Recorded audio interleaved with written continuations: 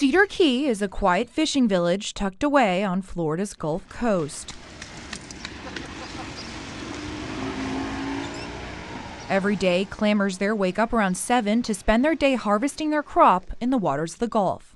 A net ban in the mid-1990s forced many residents to give up a living of fishing for mullet. However, this resilient community didn't let the ban bring it down. Ingenuity turned into a $45 million clamming industry, but now residents worry they'll face a greater threat than politics: oil. Clammer Stephen Murphy has lived by the sea his entire life. He has already altered his way of life once, something he may have to do again if oil reaches Cedar Key's shores. Everybody in Cedar Key went from doing one thing all their life to doing another thing in their life. You know what I mean? It'd be like turning around and swapping lives. And do you have any idea what you would do if the oil spill were to hit this area? No, not really.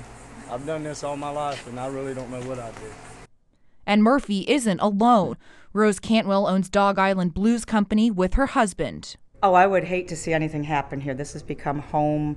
My husband is all he's known is clamming. This is a new venture for him, being the aqua farm part of it, but clamming is all he knows. And yeah, it would be very sad to have to go through something like that, where you'd have to leave if you had to. Officials still aren't certain whether oil will reach Levy County's shores, but oil isn't the only enemy the area is fighting right now. Captain Gregory Smith charters a fishing boat. He says every day he gets calls from tourists canceling plans because of the spill.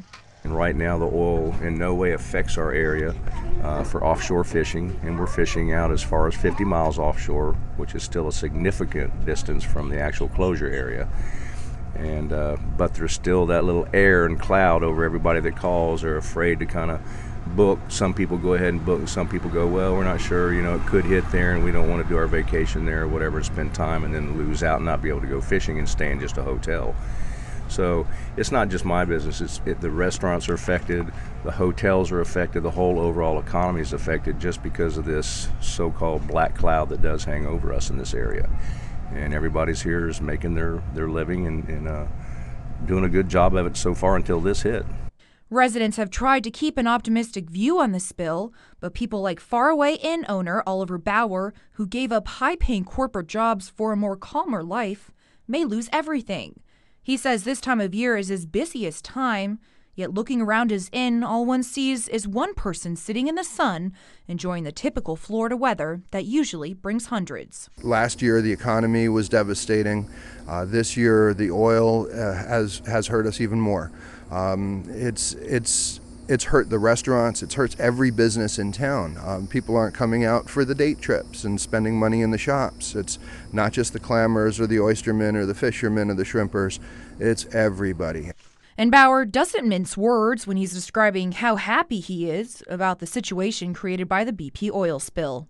If I have to live with it, they've got to live with it. And if that means that it's going to cover their house or their car or them every time they walk out their door, then so be it. And I don't consider that terrorism. I consider that retribution for their mistakes. There has to be retribution, otherwise people don't understand. The BP CEO says he wants his life back. 11 people died on that rig because of their negligence. There are people that have lost their livelihoods. You see the devastation in Louisiana, in the bayous. These people, that is their life. They've lived there for generations. I don't care about your day-to-day routine and that you miss your family and you want your life back. Kiss my big white ass. Whether fishing boat captain, clammer, or inn owner, there is one thing all Cedar Key residents have in common. They live off of and depend on the water that surrounds them. And as oil continues to destroy Gulf habitats, lifelong Cedar Key residents and clammers like James Servion worry they may be washed away with the tide. Oh, certainly it does. What do you think? If it happened in your backyard, what do you think? Where in your heart is Cedar Key? It's home. Cedar Key's home to me. For Mid-Florida Public Radio, I'm Sarah Curran.